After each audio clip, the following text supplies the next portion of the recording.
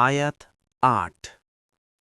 وَمَا لَكُمْ لَا تُؤْمِنُونَ بِاللَّهِ وَالرَّسُولُ يَدْعُوكُمْ لِتُؤْمِنُوا بِرَبِّكُمْ وَقَدْ أَخَذَ مِيثَاقَكُمْ إِن كُنتُم مُّؤْمِنِينَ অনুবাদ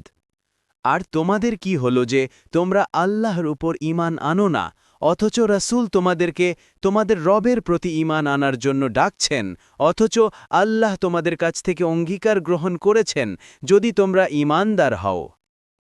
তাফসীর ১ নম্বর ফুটনোটের বিবরণ কিছু সংখ্যক মুফাসির এই প্রতিশ্রুতি বলতে অর্থ করেছেন সে প্রতিশ্রুতি যা আল্লাহর দাসত্ব করার সে প্রতিশ্রুতি যা সৃষ্টির সূচনা পর্বে আদম আলাইসাল্লামের পৃষ্ঠদেশ থেকে তার সমস্ত সন্তানকে বের করে তাদের সবার নিকট থেকে নেওয়া হয়েছিল কিন্তু অপর কিছু সংখ্যক তাফসিরকারক তার অর্থ করেছেন সে প্রতিশ্রুতি যা প্রত্যেক মানুষের প্রকৃতি এবং প্রকৃতিগত বিবেকবুদ্ধিতে আল্লাহর দাসত্বের জন্য বর্তমান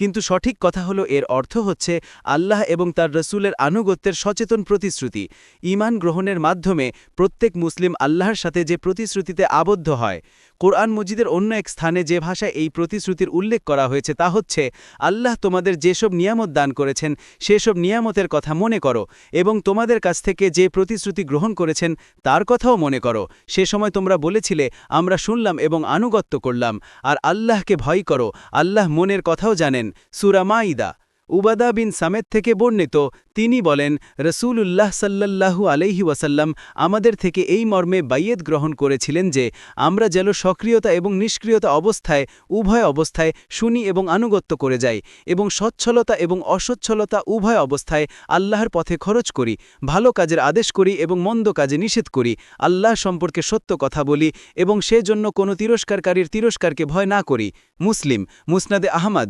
৫-৩১৬ ২ নম্বর ফুটনোটের বিবরণ অর্থাৎ তোমরা যদি মুমিন হও এখানে প্রশ্ন হয় যে এই কথাটি সেই কাফিরদেরকে বলা হয়েছে যাদেরকে মুমিন না হওয়ার কারণে ইতিপূর্বে ওয়ামা লাকুম লা তুমিনুনা বিল্লাহ বলে সতর্ক করা হয়েছে এমত অবস্থায় তাদেরকে তোমরা যদি মুমিন হও বলা কিরূপ সঙ্গত হবে জবাব হচ্ছে কাফির এবং মুশরিকরাও আল্লাহর প্রতি ঈমানের দাবি করত